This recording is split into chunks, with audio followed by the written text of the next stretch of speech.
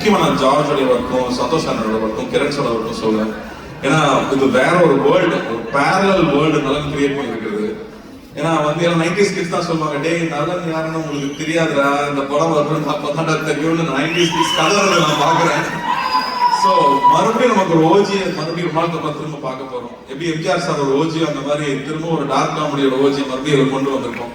So I'm so happy நலன் கூட work பண்றது. நான் வந்து நலன் மாதிரி டைரக்டர் நான் அடிக்கடி யோசிப்பேன், தெலுங்குல பெரிய படங்கள் பண்றாங்க, மலையாளத்துல வித்தியாசமான படம் பண்றாங்க, தமிழுக்கு என்ன அடையாளம் இருக்கு, நம்ம வித்தியாசமா என்ன பண்றோம்.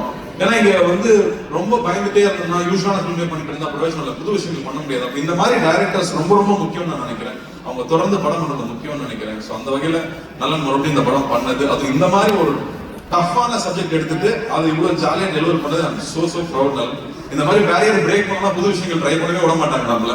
அந்த வகையில ஐம் சோ ஹாப்பி. அண்ட் இந்த படத்துல வந்து வாத்தியாரா இருக்கணும்னு எல்லாம் சொல்லிட்டாங்கன்னா அதுக்கான மேக்கப் போடும்போது அவ்வளோ பயமா இருக்கும், பயந்தே நடிச்சிருக்கேன். பூர்ணிமா தேங்க்யூ.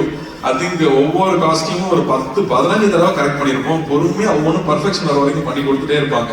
அது மாதிரி செரீனா ஆகட்டும், என்னோட மேக்கப் முருகன் ஆகட்டும், அந்த மீசை வரையறதுல இருந்து அந்த உருவம் வேஷம் போட்டு வந்து அவரா நிற்கும் போது அவர் எப்படி இருந்திருப்பாருன்னு யோசிச்சோம்னா நமக்கு தலையெல்லாம் சுத்தி. அவரை பத்தி கேள்விப்பட்ட கதைகள், அவ்வளவு கதைகள் வந்துட்டே இருக்கு. இன்னும் நல்லா அழகா சொல்லிட்டு இருந்தாரு. ஒருத்தர் பத்தி விசாரிச்சோம்னா ஒரு 10 கதை சொல்லுவாங்க சார், அவரை பத்தி மட்டும் விசாரிச்சா எங்க போனாலும் கதையா வந்துட்டு இருக்கு. அவர் மக்களுக்கு போய் செஞ்ச விஷயங்கள், மக்களை போய் தொட்ட விஷயங்கள் 1-2 சொல்ல முடியாது, அவ்வளவு இருக்கு. ஒண்ணுதான் நான் சொல்றேன், அவருடைய கான்வாய் போயிட்டே இருக்குமா ராதாகிருஷ்ணன் ரோட்ல.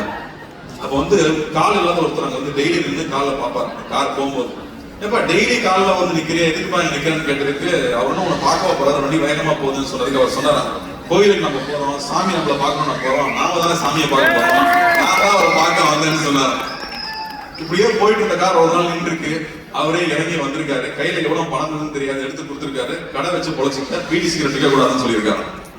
சோ இப்படி அவர்கிட்ட ஒரு பத்த இன்சிடென்ட்ஸ் வந்துட்டே இருக்கு. ஸோ அவரோட கோடான ஒரு ரசிகர்கள் எல்லாரும் இருக்காங்க. அவங்க எல்லாரும் நிச்சயமா நாங்க திருப்திப்படுத்தோம் நம்புறேன். எத்தனை நம்ம இங்க இருக்காரு, நான் பயந்து பயந்து நினைச்சிருக்கேன்னு சொல்லுவேன். அவர்கிட்ட கேட்டுட்டே இருப்பேன், பாகேஸ்வர் சார் கேட்டுட்டே இருப்பேன், ஆசிரியர் சார் கேட்டுட்டே இருப்பேன். ஸோ ரொம்ப சந்தோஷமா இருக்கு இந்த படம் வெளிவருதுங்கிறது. சத்யராஜ் மாமா மறுபடியும் மொட்டை பாஸ் தான் நடிச்சிருக்கிறது ஒரு ஸ்பெஷல் எலிமெண்ட் சொல்லலாம் இந்த படத்துல. ராஜ்கிரண் சார் வந்து ஒரு கம்ப்ளீட் டிவோட்டட் எம்ஜிஆர் அவர்களுடைய ஃபேனா நடிச்சிருக்காரு, தாத்தாவா நடிச்சிருக்காரு படத்துல. ஆனந்த்ராஜ் சார் ஒரு பயங்கர ஸ்பெஷல் பிந்தாஸ் கேரக்டர் அவரு. சுந்தர் சார் எல்லாருக்கும் Shilpa I think very brave of you to do this character நான் சொல்லுவேன். ஏன்னா அவங்களுக்கு வந்து கண்ணம்மா ஒன்னு சாங்ல எல்லாரும் பார்த்து எல்லாம் கரங்கிருக்காங்க பசங்க. மறுபடியும் இந்த படத்துல வேற ஒரு கேரக்டர் அவங்க பண்ணியிருக்காங்க. So this be a very special film. ஜார்ஜோட ஒர்க் எக்ஸலண்டா இருக்கு. சனாவோட ஸ்கோர்ஸ் கொஞ்சம் கொஞ்சமா நான் பார்த்துட்டே இருக்கேன். டெஃபினட்டா வந்து ஒரு எபிக் சனா சொன்ன மாதிரி நமக்கு ஹீரோவா